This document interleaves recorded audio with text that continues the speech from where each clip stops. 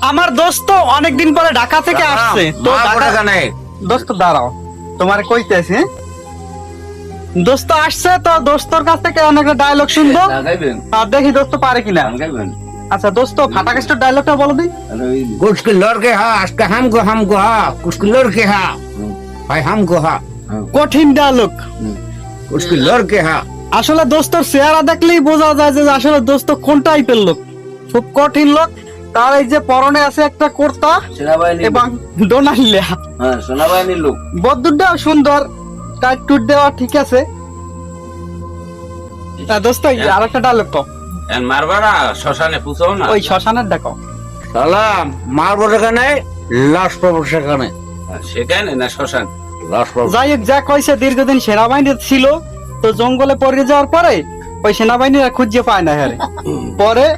কোন ভাবে হাতড়াই মাত্রাই আইছে আর কি ভাই বিড়িতে তাই দোকানে